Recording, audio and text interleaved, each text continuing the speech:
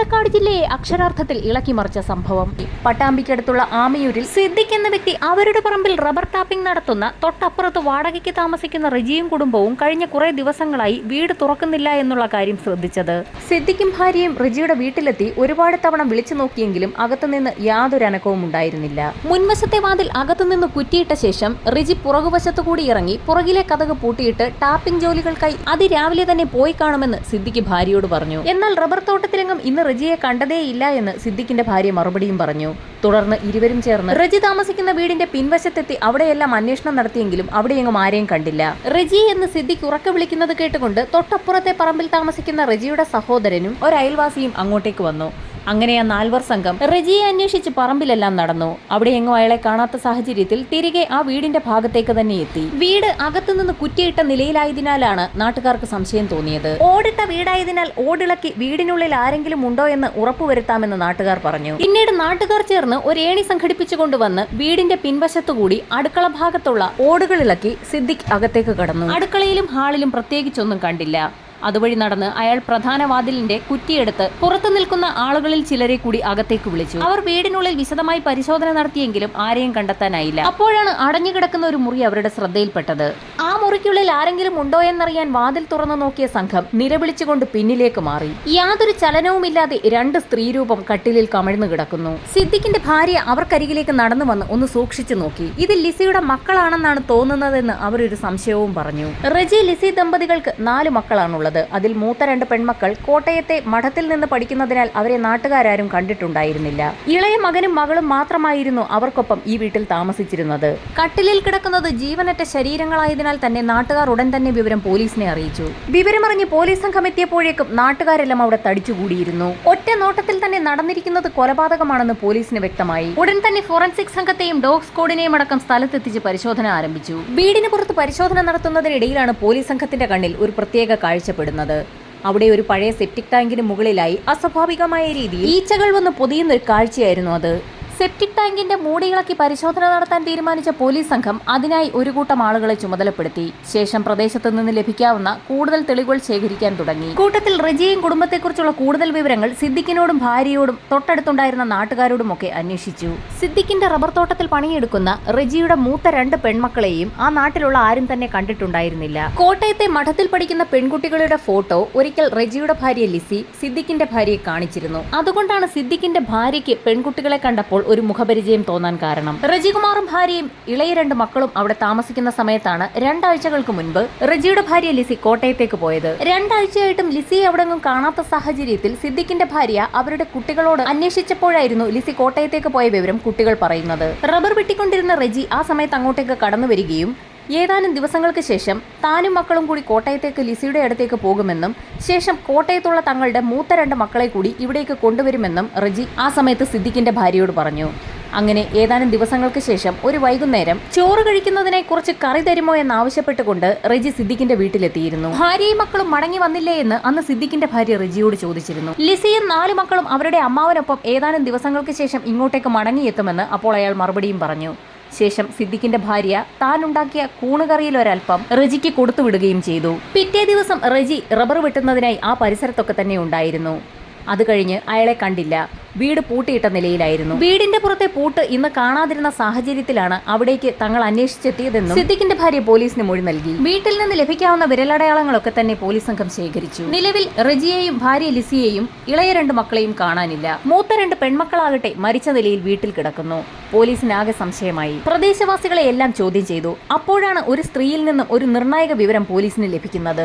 ആ സ്ത്രീയുടെ ഭർത്താവ് കോയമ്പത്തൂരിലാണ് ജോലി ചെയ്യുന്നത്. വളരെ വൈകിയാണ് അയാൾ വീട്ടിലെത്താറുള്ളത്. സംഭവം നടന്ന അന്ന് രാത്രി ഏകദേശം 9 മണിയോടുകൂടി ഒരു ഓട്ടോ വന്ന് നിൽക്കുന്ന ശബ്ദം കേട്ട് തന്റെ ഭർത്താവാണെന്ന് കരുതിയ സ്ത്രീ വീടിന് പുറത്തിറങ്ങി നോക്കിയപ്പോൾ റജിയും 2 പെൺമക്കളും ഓട്ടോയിൽ നിന്ന് ഇറങ്ങുന്നത് അവർ ശ്രദ്ധിച്ചിരുന്നു. പിറ്റേ ദിവസമാണ് റജികുമാറിന്റെ മൂത്ത 2 പെൺമക്കൾ മരിച്ച വിവരം അവരറിയുന്നത്. ശരിക്കും നിർണായകമായ ഒരു വിവരമാണ് പോലീസിന് ലഭിച്ചിരിക്കുന്നത്. സംഭവം നടക്കുന്നതിന്റെ തലേ ദിവസം രാത്രിയിൽ പെൺമക്കൾക്കൊപ്പം റജികുമാർ വീട്ടിലെത്തിയിരുന്നു. പിറ്റേ ദിവസം പെൺമക്കളെ മരിച്ച നിലയിൽ കണ്ടെത്തി. അങ്ങനെയെങ്കിൽ റജികുമാർ ഇവിടെ പോയി. കോട്ടയം മേഖലയിലേക്ക് റജികുമാറിനെ അന്വേഷിക്കാൻ ഒരു സംഘം പുറപ്പെട്ടു. ഇതോടൊപ്പം തന്നെ റജികുമാറിനെ കുറിച്ച് കൂടുതൽ അന്വേഷിക്കാനും അയാളുമായി കോണ്ടാക്ട് ഉള്ള എല്ലാ വ്യക്തികളെയും കണ്ടുപിടിക്കാനും കോട്ടയം പോലീസിന് നിർദ്ദേശം ലഭിച്ചു. കോട്ടയത്ത് റജികുമാറുമായി കണക്ട് ചെയ്ത് പല ബന്ധുക്കളുടെ വീടുകളിലും പോലീസ് എത്തി അന്വേഷണം നടത്തി. എന്നാൽ റജികുമാറോ ഭാര്യയെയോ അവർക്കൊപ്പമുണ്ടായിരുന്ന ആ 2 മക്കളോ അവിടെയെങ്ങും എത്തിയിട്ടില്ല എന്നാണ് ബന്ധുക്കളുടെ ഭാഗത്തു നിന്നും അറിയാൻ കഴിഞ്ഞത്. അങ്ങനെയെങ്കിൽ ആ 4 സംഘം എവിടെ പോയി? മൂത്ത 2 പെൺമക്കളെയും കൊലപ്പെടുത്തിയ ശേഷം 4 സംഘം അവിടെ നിന്നും സ്ഥലം വിട്ടതാണോ എന്ന് പോലും പോലീസ് സംശയിച്ചു. നാട്ടുകാരോട് വിവരം തിരക്കുമ്പോഴാണ് റജികുമാറിനെ കുറിച്ച് കൂടുതൽ വിവരങ്ങൾ പോലീസിന് ലഭിക്കുന്നത്. റജികുമാർ ഒരു BSc കെമിസ്ട്രിക്കാരനാണ്. കൂടാതെ കമ്പ്യൂട്ടർ ആപ്ലിക്കേഷനിൽ പോസ്റ്റ് ഗ്രാജുവേറ്റ് ഡിപ്ലോമ നേടിയതിനു ശേഷം ഒരു വക്കീലിന്റെ ബെഞ്ച് ക്ലർക്കായി വർക്ക് ചെയ്യുകയായിരുന്നു.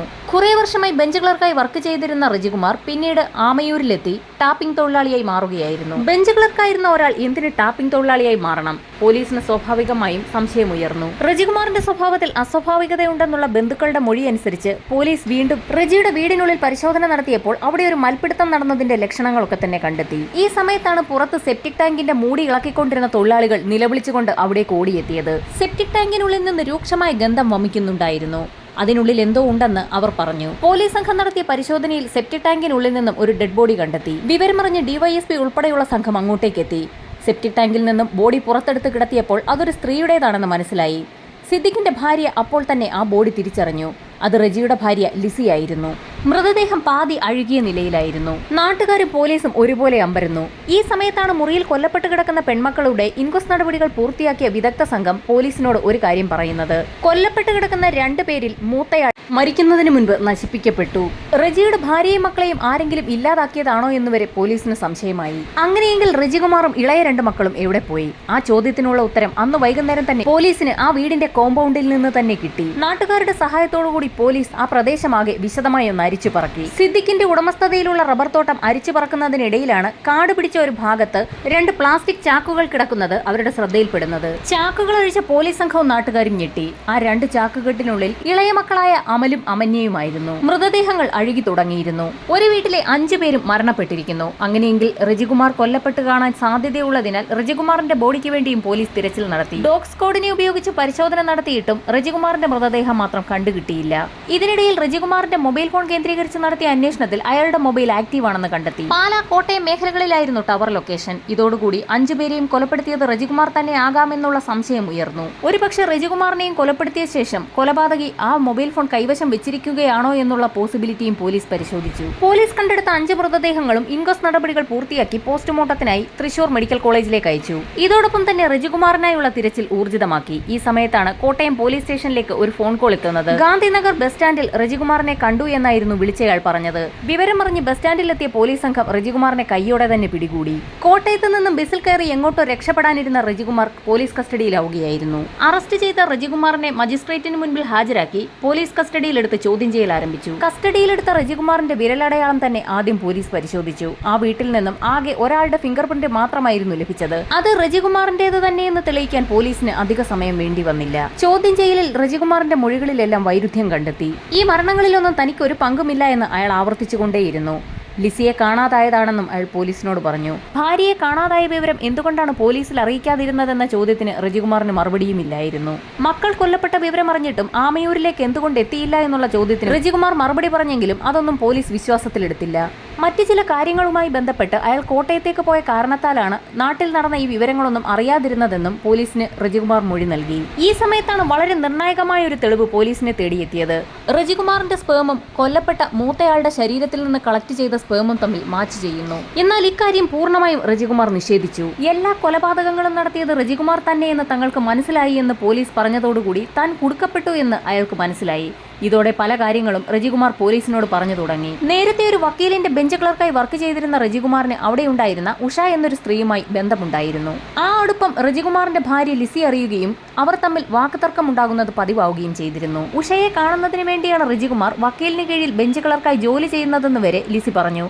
ഇതോടുകൂടി ആ ജോലി വിടാൻ റജികുമാർ തീരുമാനിച്ചു. ഈ സമയത്താണ് ആമയൂർ മേഖലയിലെ റബ്ബർ തോട്ടത്തിൽ റബ്ബർ ടാപ്പിങ്ങിനായി ഒരാളെ ആവശ്യമുണ്ടെന്നുള്ള പത്രപരസ്യം റജികുമാർ ശ്രദ്ധിക്കുന്നതും ഭാര്യയും മക്കളെയും കൂട്ടി അങ്ങോട്ടേക്ക് താമസം മാറുന്നതും. അതിനിടയിൽ മൂത്ത 2 പെൺമക്കളെയും കോട്ടയത്തുള്ള മഠത്തിൽ താൽക്കാലികമായി നിർത്തുകയും ചെയ്തു. അങ്ങനെ പ്രശ്നങ്ങളൊന്നുമില്ലാതെ 1 വർഷക്കാലം മുൻപോട്ട് പോയി.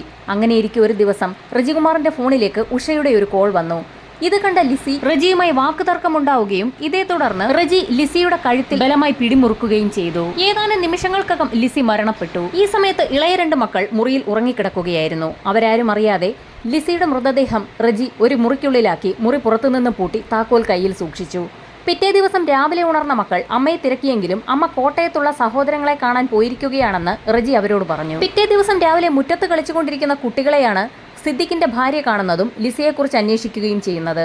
ആ സമയത്താണ് കുട്ടികൾ തങ്ങളുടെ അമ്മ ലിസി മൂത്ത 2 പെൺകുട്ടികളെ കാണുന്നതിനായി കോട്ടയത്തേക്ക് പോയിരിക്കുകയാണെന്നുള്ള വിവരം സിദ്ദിഖിന്റെ ഭാര്യയോട് പറയുന്നത്. സ്വന്തം അമ്മയുടെ മൃതദേഹം തൊട്ടടുത്തുള്ള മുറിയിൽ കിടക്കുന്നതറിയാതെ ആ കുട്ടികൾ മുറ്റത്ത് കളിക്കുകയും അന്ന് ഉച്ചയ്ക്ക് ഭക്ഷണം കഴിക്കുകയും അവിടെ കിടന്നുറങ്ങുകയും ചെയ്തു. കുട്ടികൾ ഉറക്കമായെന്ന് മനസ്സിലായതോടുകൂടി റജികുമാർ ലിസിയുടെ മൃതദേഹം പുറകുവശത്തുള്ള സെപ്റ്റിക് ടാങ്കിന്റെ അടപ്പ് തുറന്ന് അതിലേക്കിട്ടു. തൊട്ടടുത്ത ദിവസം രാവിലെ കുട്ടികളുമായി റജികുമാർ കോട്ടയത്തെത്തുകയും സഹോദരിമാരെ കാണിച്ചു കൊടുക്കുകയും ചെയ്തു. അമ്മയെ തിരക്കിയ കുട്ടികളോട് തങ്ങളുടെ അമ്മയായ ലിസി അവരുടെ അമ്മാവന്റെ വീട്ടിലേക്ക് പോയിരിക്കുകയാണെന്നും റജികുമാർ പറഞ്ഞു. തിരികെ ഇളയ 2 കുട്ടികളുമായി പാലക്കാട്ടേക്ക് മടങ്ങിയ റജികുമാർ രാത്രി 9 മണിയോടുകൂടി ആമയൂരെത്തി. സിദ്ദിഖിന്റെ വീട്ടിലെത്തി രാത്രി ചോറിനൊപ്പം കഴിക്കാൻ അല്പം കറി ആവശ്യപ്പെട്ടു. ഭാര്യയും മക്കളും എവിടെയെന്നുള്ള സിദ്ദിഖിന്റെ ഭാര്യയുടെ ചോദ്യത്തിന് അവരെല്ലാവരും കോട്ടയത്ത് തന്നെയാണെന്നും താൻ ഒറ്റയ്ക്കാണ് മടങ്ങിയെത്തിയതെന്നും അയാൾ മറുപടിയും പറഞ്ഞു. ഇളയ കുട്ടികളുടെ പോസ്റ്റ്മോർട്ടത്തിൽ നിന്നും വയറ്റിൽ നിന്നും കുമിൾകറിയുടെ അംശം കണ്ടെത്തിയിട്ടുണ്ട്. അതായത് അവർ കൊല്ലപ്പെടുമ്പോൾ അവർ കഴിച്ച ഭക്ഷണം ദഹിച്ചിട്ട് പോലും ഉണ്ടായിരുന്നില്ല. അങ്ങനെ ഇളയ മക്കളെയും കൊലപ്പെടുത്തി മൃതദേഹം പ്ലാസ്റ്റിക് കവറിലാക്കി ഒരു മുറിയിൽ മാറ്റിവെച്ചു. പിറ്റേ ദിവസം പതിവ് പോലെ ടാപ്പിംഗ് ജോലികളിൽ ഏർപ്പെട്ടു. റബ്ബർ വെട്ടിയ ശേഷം കറയുമായി റജികുമാർ സിദ്ദിഖിന്റെ വീട്ടിലെത്തിയിരുന്നു. സിദ്ദിഖിന്റെ ഭാര്യ വീണ്ടും ലിസിയെക്കുറിച്ച് അന്വേഷിച്ചപ്പോൾ ലിസിയും മക്കളും അവരുടെ അമ്മാവനൊപ്പം അടുത്ത ദിവസം മടങ്ങി വരുമെന്നും അയാൾ അവരോട് പറഞ്ഞു. ഏതാനും ദിവസങ്ങൾക്ക് ശേഷം റജികുമാറിന്റെ വീട് പൂട്ടിക്കിടക്കുന്നത് കണ്ടപ്പോൾ അയാൾ ഭാര്യയും മക്കളെയും കൂട്ടിക്കൊണ്ടുവരാൻ കോട്ടയത്തേക്ക് പോയതായിരിക്കുമെന്നാണ് സിദ്ദിഖിന്റെ ഭാര്യ കരുതിയത്. പട്ടാമ്പിയിൽ നിന്നും അന്ന് പുറപ്പെട്ട റജികുമാർ കോട്ടയത്തേക്ക് തന്നെയായിരുന്നു പോയത്. കോട്ടയത്ത് പെൺമക്കൾ പഠിക്കുന്ന സ്കൂളിലെത്തി അയാളുടെ അമ്മ മരിച്ചു പോയതായി സ്കൂളിന്റെ പ്രിൻസിപ്പലിനെ അറിയിക്കുകയും പെൺമക്കളെ തനിക്കൊപ്പം അയക്കണമെന്ന് ആവശ്യപ്പെടുകയും ചെയ്തു. മരണവിവരം അറിഞ്ഞാൽ കുട്ടികൾ വിഷമിക്കുമെന്ന് കരുതി സ്കൂൾ അധികൃതർ കുട്ടികളോട് വിവരം പറഞ്ഞതുമില്ല. അങ്ങനെ റജികുമാറിനൊപ്പം ആ പെൺമക്കൾ അവിടെ നിന്നും പാലക്കാട്ടേക്ക് പുറപ്പെട്ടു. രാത്രി 9 മണിയോടുകൂടി ആമയൂരിൽ ഒരു ഓട്ടോയിൽ റജികുമാറും പെൺമക്കളും വന്നിറങ്ങുന്നത് അയൽവാസിയായ ഒരു സ്ത്രീ കാണുകയും ചെയ്തിരുന്നു. വീട്ടിലെത്തിയ പെൺമക്കൾ അമ്മയെയും ഇളയ 2 സഹോദരങ്ങളെയും തിരക്കിയപ്പോൾ അവർക്ക് പുറത്തു പോയതാണെന്നും ഉടൻ മടങ്ങി വരുമെന്നും റജികുമാർ അവരോട് പറഞ്ഞു. ശേഷം യാത്രാക്ഷീണമുണ്ടായിരുന്ന പെൺമക്കൾ ഉറങ്ങാനായി മുറിയിലേക്ക് പോയി. ഉറങ്ങിക്കിടന്നവരെ വെളുപ്പിന് 4 മണിയോടുകൂടിയായിരുന്നു റജികുമാർ ശ്വാസം മുട്ടിച്ച് കൊലപ്പെടുത്തിയത്. തൊട്ടടുത്ത മുറിയിൽ ഇളയ മക്കളും മരണപ്പെട്ട് കിടക്കുന്നുണ്ടായിരുന്നു. മുൻവശത്തെ പ്രധാന വാതിൽ അകത്തുനിന്ന് കുറ്റിയിട്ട ശേഷം പ്ലാസ്റ്റിക് ചാക്കിൽ പൊതിഞ്ഞ മൃതദേഹങ്ങളുമായി അടുക്കളവശത്തുകൂടി റജികുമാർ പുറത്തിറങ്ങുകയും ആ വാതിൽ പൂട്ടുകയും ചെയ്തു. ശേഷം റബ്ബർ തോട്ടത്തിലൂടെ നടന്ന് റബ്ബർ തോട്ടത്തിന്റെ കാട് പിടിച്ചു കിടക്കുന്ന ഭാഗത്ത് പ്ലാസ്റ്റിക് ചാക്കുകൾ ഉപേക്ഷിച്ചു. പ്ലാസ്റ്റിക് ചാക്കിലെ മൃതദേഹങ്ങൾ റബ്ബർ തോട്ടത്തിൽ ഉപേക്ഷിച്ച ശേഷം റജികുമാർ അവിടെ നിന്നും ആമയൂർ ടൗണിലെത്തി. ടൗണിലൊന്ന് കറങ്ങിയ ശേഷം തിരികെ വീട്ടിലേക്ക് പോകാനായിരുന്നു റജികുമാറിന്റെ പ്ലാൻ. എന്നാൽ ഈ സമയത്തായിരുന്നു സിദ്ദിഖിന്റെ ഭാര്യ റജികുമാറും കുടുംബവും തിരികെ എത്തിയെന്നും പ്രധാന വാതിൽ പുറത്തുനിന്നും പൂട്ടിയിട്ടില്ല എന്നും മനസ്സിലാക്കിയത്. റജികുമാറിനെയും കുടുംബത്തെയും പുറത്തു കാണാത്ത സാഹചര്യത്തിൽ സിദ്ദിഖും ഭാര്യയും അവിടെ എത്തി നടത്തിയ തിരച്ചിലായിരുന്നു പിന്നീട് വീടിനുള്ളിൽ മൃതദേഹങ്ങൾ കണ്ടെത്തുന്നതിനിടയാക്കിയത്. ഇതിനോടകം തന്നെ റജികുമാറിന്റെ വീട്ടിൽ നിന്നും മൃതദേഹം കണ്ടെത്തിയ വാർത്ത നാടാകെ പരന്നിരുന്നു. വിവരമറിഞ്ഞ റജികുമാർ ആമയൂരിൽ നിന്നും കോട്ടയത്തേക്ക് പോയി. അവിടെ തന്റെ സുഹൃത്തായ ഉഷാകുമാരിക്കൊപ്പമായി പിന്നീടുള്ള താമസം. വളരെ വ്യക്തമായി തന്നെ അയാൾ പോലീസിനോട് കുറ്റസമ്മതം നടത്തി. എന്നാൽ പീഡന വിവരം മാത്രം അയാൾ ശക്തമായി തന്നെ നിഷേധിച്ചു. പോലീസ് സംഘം ഉഷയെ കസ്റ്റഡിയിലെടുത്തു. ഉഷയുടെ മൊഴിയാകട്ടെ പോലീസിനെ തീർത്തും ഞെട്ടിക്കുന്നതായിരുന്നു. കൊലപാതകവും അതേ തുടർന്നുള്ള സംഭവങ്ങളും നടക്കുന്ന കാലയളവിൽ താനും റജികുമാറും ഭാര്യ ഭർത്താക്കന്മാരെ പോലെ കഴിയുകയായിരുന്നു എന്ന് അവർ വ്യക്തമാക്കി. അതങ്ങനെ തന്നെ പോലീസ് കുറ്റപത്രത്തിൽ എഴുതി ചേർത്തു.